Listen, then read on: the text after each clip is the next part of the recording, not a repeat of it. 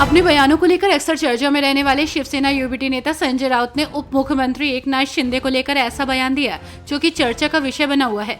दरअसल उप मुख्यमंत्री एकनाथ शिंदे पर तंज कसते हुए कहा कि वो मुख्यमंत्री बनने के लिए इतने बेताब हैं कि उन्होंने शिवसेना को बीजेपी में मिलाने तक की पेशकश कर दी है।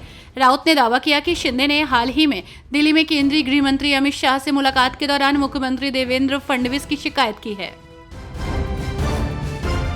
झारखंड की हेमंत सरकार ने कर्मचारियों को लेकर बड़ा फैसला लिया है। झारखंड कैबिनेट की बैठक में राज्य कर्मचारियों और पेंशनर्स के महंगाई भत्ते में 6% की वृद्धि की गई है। विधानसभा का मानसून सत्र 1 से 7 अगस्त तक होगा। सरकार ने चिकित्सा पदाधिकारी डॉक्टर स्नेहा सिंह और डॉक्टर सिद्धार्थ को सेवा से बर्खास्त कर दिया है। थानों के लिए 1255 4 पहिया और 1697 2 पहिया वाहन खरीदने के प्रस्ताव को भी मंजूरी दी गई है। छत्तीसगढ़ में आम आदमी पार्टी को बिजली का झटका जोर से लगा है। दरअसल छत्तीसगढ़ विद्युत नियामक आयोग ने बिजली का नया टैरिफ जारी कर दिया है।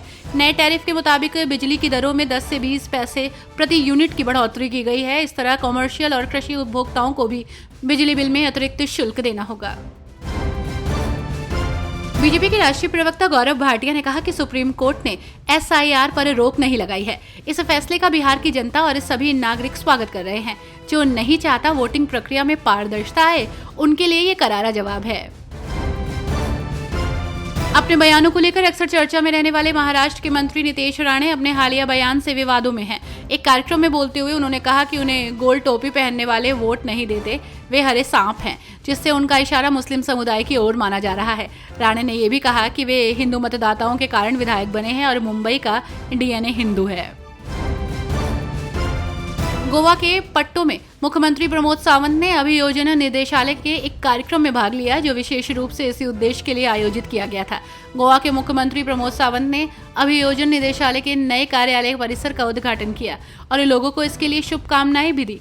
इस मौके पर न केवल उद्घाटन हुआ बल्कि उन्होंने वहां मौजूद लोगों के बीच लैपटॉप भी वितरित किए।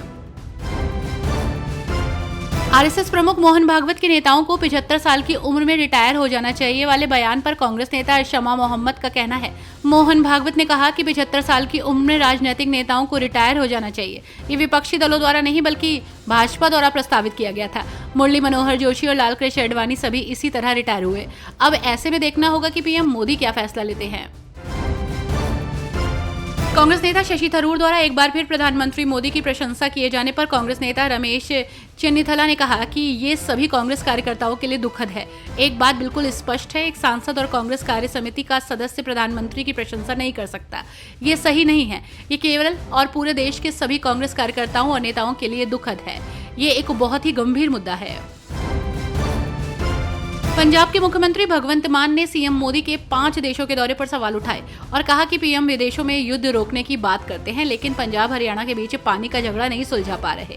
उन्होंने पूछा कि हर बार PM जहां भी जाते हैं वहां अडानी का बिजनेस क्यों शुरू हो जाता है। मान ने 2 टूक कहा कि वो आगे भी ऐसे सवाल पूछते रहेंगे। मुख्यमंत्री रेखा गुप्ता ने डिलाइट फॉर दिल्ली समिट में दिल्ली को वैश्विक पर्यटन हब बनाने का विजन रखा। उन्होंने कहा कि दिल्ली में पर्यटन, शिक्षा, संस्कृति और स्टार्टअप में अपार संभावनाएं हैं। सरकार का लक्ष्य है दिल्ली को सबसे गतिशील शहर बनाया जाए और विदेशी पर्यटक दिल्ली देखें बिना वापस न जाए। दिल्ली सरकार पर्यटन विकास को प्राथमिकता दे रही है।